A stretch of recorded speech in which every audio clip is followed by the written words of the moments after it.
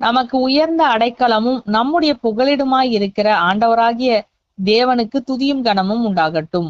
இந்த நாள் ஜெபிக்க வேண்டிய ஆதார வசனம் லூக்கா 10 41-42. நீ அநேக காரியங்களை குறித்து கவலைப்பட்டு கலங்குகிறாய், தேவையானது ஒன்றே. துதிக்க உபாகமம் 33 29. இஸ்ரவேலே, நீ பாக்கியவான், கர்த்தரால் ரட்சிக்கப்பட்ட ஜனமே, உனக்கு ஒப்பானவன் யார்? ஆண்டவராகிய இயேசு கிறிஸ்து மரியாள் மார்த்தாள் வீட்டுக்கு சென்ற பொழுது மரியாள் கர்த்தருடைய பாதத்தில் அமர்ந்து அவருடைய வார்த்தைகளை கேட்டுக்கொண்டிருந்தாள்.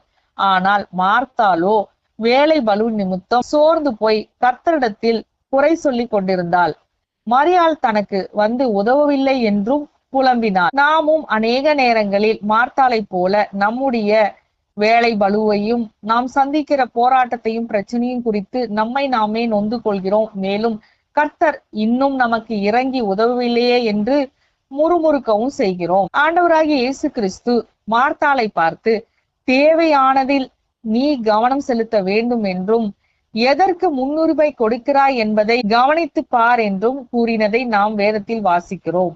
நாமும் எல்லா சூழ்நிலையிலும் கர்த்தருக்கே முதலிடம் கொடுக்க, அப்படிப்பட்ட நல்ல இருதயத்தை கர்த்தர் நமக்கு தர வேண்டும் என்றும், தேவனுடைய ராஜ்யத்தை கட்டுகிற காரியத்திலும் நம்முடைய ஓட்டத்தை ஜெயமாய் முடிக்க வேண்டும் என்ற நோக்கத்திலும் நாம் செயல்பட வேண்டும் என்று இந்த நாளில் ஜெபிக்கலாம். எந்த சூழ்நிலையிலும் வேத வாசிப்பு ஜெபத்தை நாம் நிறுத்திவிடாமல், நமக்கு எவ்வளவு வேலை இருந்தாலும் கர்த்தருக்கு அடுத்த காரியத்தில் அதிகமாய் கவனம் செலுத்தவும், அவருக்கு நாம் செய்த பொருத்தனையை நிறைவேற்றுவதில் தீவிரமாயும் உண்மையாகவும் இருக்க கர்த்தர் நமக்கு கிருபை செய்ய வேண்டும் என்று இந்த நாளில் ஜெபிக்கலாம். துதிக்க வேண்டியது கர்த்தரை தன் சொந்த தெய்வமாக கொண்ட நாமே பாக்கியசாலிகள்.